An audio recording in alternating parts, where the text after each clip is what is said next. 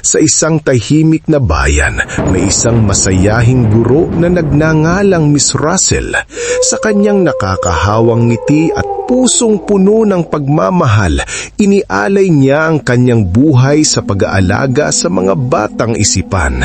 Sa labas ng kanyang silid-aralan, siya ay isang masugid na YouTuber na lumilikha ng mga kaakit-akit na nilalaman para sa mga sanggol at maliliit na bata. Ang kanyang makulay na mga video na puno ng kaakit-akit na mga awit, makulay na mga animasyon at malumanay na mga aral sa kabaitan ay nakakuha ng libu-libong taga-subaybay. Lahat ay humahanga sa kanya para sa kanyang masiglang disposisyon. Tinatawag siyang masayang ina ng online na mundo. Ngunit sa likod ng kanyang masayahing anyo, may nakatagong kadiliman na walang sinuman kahit si Miss Russell mismo ang makapagbibigay diin. Lahat ay nagbago nang dumating ang trahedya. Ang kanyang nag-iisang anak, isang maliwanag ang mga matang batang lalaki na nagngangalang Tommy ay malubhang nagkasakit. Sa kabila ng masiglang pagsisikap ni Miss Russell at ang kanilang pinagsamang tawa, lumalala ang kalagayan ni Tommy at nagbigay siya ng kanyang huling hininga sa kanyang mga bisig isang malalas na hapon. Noong araw na pumanaw siya, umulan mula sa kalangitan na tila ang mundo ay umiiyak sama niya. Si Miss Russell na dati puno ng saya ay nakaramdam na parang may bahagi ng kanyang kaluluwa ang nawasak. Ang dalamhati ay sumaklaw sa kanya, nagbigay daan sa isang anino kung saan dati naglalaro ang liwanag. Ang kanyang YouTube channel na dati isang kanlungan ng kaligayahan ay nagbago habang siya'y nahihirapang makayanan ang ngit-ngit. Sa simula, sinubukan niyang ipagpatuloy ang kanyang masayahing mga kilos. Ngunit ang mga tawanan ay tila walang laman, isang munting eko ng kanyang dating sarili. Unti-unting nagbago ang kanyang mga video. Ang masayang melodya ay napalitan ng mga disonanteng nota. Ang maliwanag na mga kulay ay naglaho sa maputlang mga anino ng kulay abo. Sa likod ng kanyang mga bagong upload, narinig ang mga malalambing na bulong, mga multong alaala ng kanyang nawalang anak na humihingi ng atensyon. Napansin ng mga manunood ang pagbabago. Ito ay nakakabahala. Isang gabi, puno ng dalamhati at may walang laman na ekspresyon, umupo si Miss Russell sa harap ng kanyang kamera. Ang mga matay mababa ang tingin at malayo ang isip. Dahan-dahan siyang nagsalita, isang nakabibinging katahimikan ang pumaligid sa kanyang mga salita. Ang buhay ay panandalian, tulad ng tawa ng isang sanggol. Wika niya, ang tono ay nagdudulot ng kilabot sa sino mang nanonood. Ang kanyang nilalaman ay naging iba. Nagsimula siyang magsama ng mga kakaiba at nakakabahalang tema. Ang mga dating inosenteng awit tungkol sa mga paru-paro ay naging mga nakabibinging lullabies na inaawit sa dilim, sinasamahan ng mga imahe ng mga baluktot na tanawin at nagniningas na ilaw ng apoy sa likuran.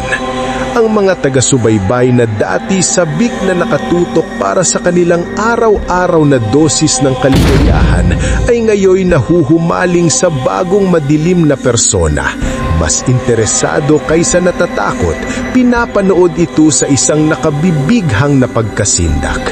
Ang mga komento ay dumagsa, ang ilan ay pumuri sa kanyang ebolusyon, habang ang iba naman ay nagpahayag ng takot, binanggit ang nakakabahalang kalikasan ng kanyang pinakabagong linalaman.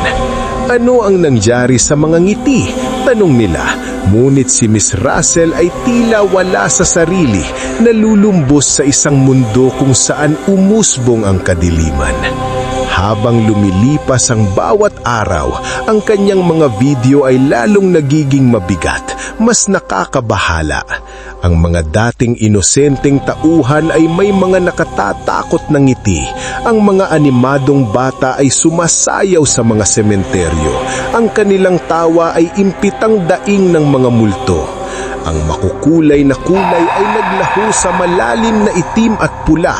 Si Miss Russell ay nag-umpisang ilarawan ng kanyang sarili hindi bilang isang tagapag-alaga, kundi bilang isang baluktot na tagapangalaga ng mga nawala. Ginagampanan niya ang papel ng isang nakatatakot na multo para sa mga bata na hindi na niya maabot. Nagsimula ng hilahin ng mga magulang ang kanilang anak sa kanyang channel. Natatakot na ang mga nakabibinging tanawin ay mahahawaan ng kanilang batang isipan. Ngunit habang sila'y nalalayo, lalong naging masubre si Miss Russell.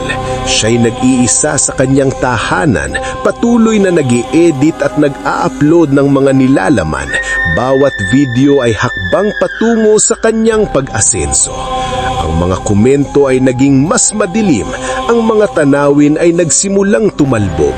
Hindi na siya basta masayang ina, kundi naging isang nakatatakot na figura, isang representasyon ng dalamhati na nag-iwan ng nakabibinging impresyon sa sino mang naglakas loob na manatili. Pagkatapos, sa isang huling pagtatangkang hawakan ng nalalabing piraso ng kanyang kaligayahan, ay siya'y nagplano ng isang malaking live stream na kaganapan. Isang palabas na naglalayong ipagdiwang ang alaala ng kanyang anak. Pagdating ng gabi ng kaganapan, pinalamutaran niya ang kanyang silid ng itim na lobo at kandila. Ang paligid ay punong-puno ng amoy ng papalapit na kapahamakan. Siya ay nagsuot ng isang nakatatakot na maskara. Ang kanyang mga matay malawak at walang laman, umaayon sa kawalang pag-asa sa kanyang puso.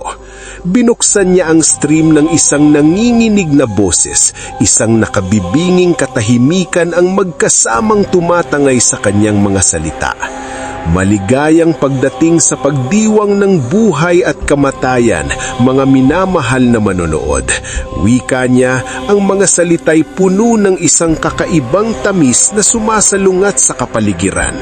Ang chat, puno ng mga manonood na nahuhumaling sa kanyang nakatatakot na pagbabagong anyo, ay lavado ng mga emoji, isang halo ng takot at saya. Ngunit habang siya'y nagpatuloy, may something na nagbago. Ang mga anino sa dim na liwanag ay naging mas mahahabang, kumikilos ng tila buhay. Ang mga taga-subaybay ay nakaramdam ng isang di maipaliwanag na tensyon na umaabot sa kanilang mga screen. Bawat isa ay humihinga ng mabagal, natatakam na natatakot. Bigla ang kanyang boses ay naging malamig at ang kanyang mabait na ngiti ay napalitan ng nakatatakot na galit. "Nakalimutan niyo siya! Nakalimutan niyo ang aking Tommy!" sigaw niya.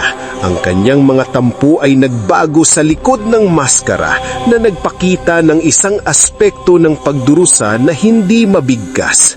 Sa sandaling iyon, ang mga ilaw ay kumislap ng magulo. Ang screen ay pumutok sa kakapunian ng mga pighati. Isang ikol ng dalamhati ay naugat sa chat. Ang mga manunood ay sumisigaw habang silang lahat ay tumakbo sa stream sa takot. At ganoon na lamang ito, si Miss Russell ay nag-iisa na naman.